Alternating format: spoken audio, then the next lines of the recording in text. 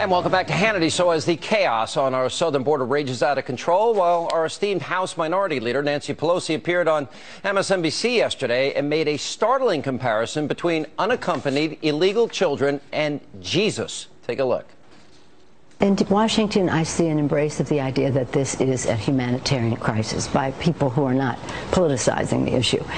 What we need to do is have the supplemental that gives us the resources to meet the humanitarian needs, to do the border control, but also to have the judicial piece so that these children have representation and judges to hear their cases. Those who have a right to stay, whether it's refugee status or asylum, I always reference the National Catholic Conference of Bishops statement in which they said baby Jesus was a refugee from violence. Let us not turn away from these children and send them back into a burning building. That's the bishops. And so we have to do this in a way that honors our values. Here with reaction to this and much more is Texas Senator Ted Cruz. Senator, your reaction to that? Well, it's a little rich to see Nancy Pelosi talking about not politicizing an issue, because the approach of President Obama and the Democrats from the very beginning of this crisis at the border has been all politics and no interest in actually solving the problem. You know this weekend. Yeah, go ahead. This weekend, I was down at the border. I was down at McAllen. I met with the chief of the Border Patrol. I met with a number of Border Patrol agents. And I asked the agents, I said, why is this happening? Why are so many children coming now? What's changed? Every single Border Patrol agent answered. They said they're coming because they believe they're getting amnesty. This is a humanitarian crisis, but is the direct consequence of President Obama's lawlessness. And we're not going to solve this crisis until we stop President Obama's amnesty. You know, Senator, I've been down there 9 times now, most recently with Governor Perry, who we just had on. And I got the exact same answer. They're all coming with a plan. They turn themselves in. They're not even trying to hide. They just, all they want to do is step foot on American soil. They hand themselves in. You challenged, the president wouldn't go to the border. I actually went there and I got the briefing that I think he should have gotten. You took on Harry Reid this week and you said, hey, he's living in the Ritz in Washington. Why isn't he down at the border? Well, and this has been the pattern of President Obama and the Democrats, which is that they pay no attention to the suffering that their policies are causing. You know, several weeks ago I was at Lackland Air Force Base, where there are roughly 1,200 of these children being kept. And it's important to understand, these little boys, these little girls, are being brought into this country not by well-meaning social workers with Birkenstocks and beards. They're being brought in by violent, vicious drug cartels. And these little boys and little girls are being physically assaulted, being sexually assaulted. And it is really sad to see President Obama and the Democrats unwilling to do anything to solve this crisis. You look at the president's proposed supplemental. It's a very cynical bill because it's all HHS social spending with nothing to solve the problem, which means the president is assuming that next year tens of thousands or hundreds of thousands of little boys continue to be brought in by drug dealers and cartels, continue to be physically, sexually assaulted. That is not compassionate. That is not humane. The compassionate, humane thing to do is enforce the law and stop President Obama's amnesty. That's the direct cause of all these little boys and girls being victimized. The president wants consensus. You can give him you can change the 2008 law, which was to stop against child sex trafficking. You can control the border. Republicans would sign on to that in a minute. The president, it's not even an option. Let me switch to the president and obviously the open mic segment with John Kerry on Fox News Sunday.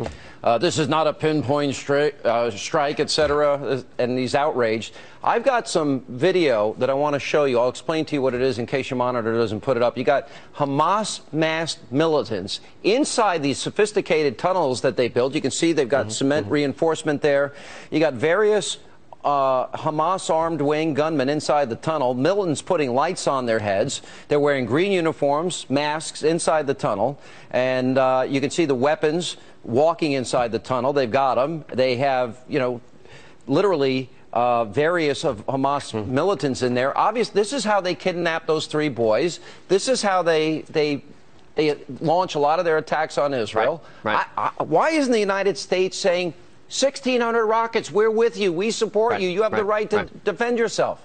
Right. Well, and these Hamas terrorists had tranquilizers and handcuffs there precisely to capture innocent Israeli civilians, to capture children, to capture soldiers, and hold them for ransom.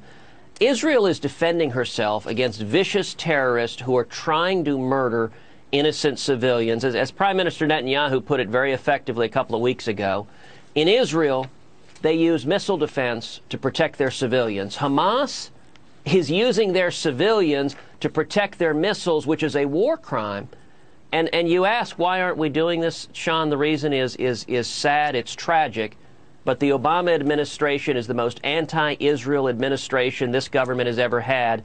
Yesterday, we saw the FAA make an unprecedented decision to ban all air travel to the nation of Israel. And I've asked today the very simple question, did President Obama just unilaterally launch economic boycotts on the nation of Israel? Because John Kerry showed up in Israel, gave $47 million to Hamas in Gaza. That is insanity. And simultaneously, we gave 1.5 billion F-16s and tanks to Mohammed Morsi, who was the head of the Muslim Brotherhood, who said the Israelis are descendants of apes and pigs. What is wrong with this administration? Well, and listen, this decision by the FAA raises serious questions. Was this a political decision? Was this driven by the White House? Was it driven by the State Department? If it was based on airline safety, as they said, why did they single out Israel?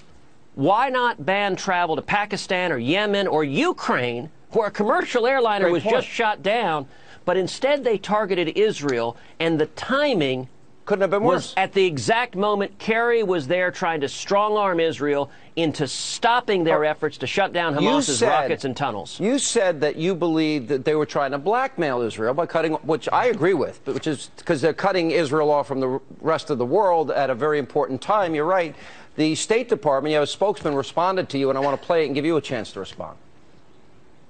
Senator Cruz just released a statement saying that the FAA's flight suspension in Israel is economic blackmail, and the Obama administration is doing this to punish Israel. It's ridiculous and offensive, quite frankly. The FAA takes its responsibilities very seriously. I will speak for them in that case. They make these decisions based solely on the security and safety of American citizens, period. For anyone to suggest otherwise, it's just ridiculous. Response, Senator? You know, what is ridiculous is the Obama administration refusing to answer simple questions about whether this was dictated by politics and why the FAA is singling out Israel while not focusing on other areas of the world. And what is offensive is the Obama administration giving $47 million that will go to Hamas, who is actively trying to kill civilians, while simultaneously imposing millions of dollars of economic harms on our friend and ally Israel. The State Department needs to answer those questions. And, Sean, I announced today that in response to that refusal to answer from the State Department, I intend to hold all State Department nominees until they answer these questions. Congress deserves to know, and the American people deserve to know, was this politics from the White House, or was this an airline safety decision? And I think the facts strongly suggest it was politics in an effort to strong-arm the nation of Israel. I wonder if your fellow Republicans will support you this time. It'll be interesting to watch. Last question, Senator. True Blood depicted a Ted Cruz fundraiser, and, well, I'll just give you a quick chance to respond. We're running out of time. Well, the HBO's vampire show, True Blood, they did have vampires murdering a bunch of Texas Republicans at a Ted Cruz fundraiser. You know, I have to say I posted on Facebook that of all the places I never thought to be mentioned on HBO's vampire show would be right up at the front, but I said, you know, well, I guess I may have lost the vampire vote. I find it interesting and amusing that HBO is suggesting that the far left are blood-sucking fiends. Well, there might be something there, Senator. I'll let the viewers decide. Thanks for being with us.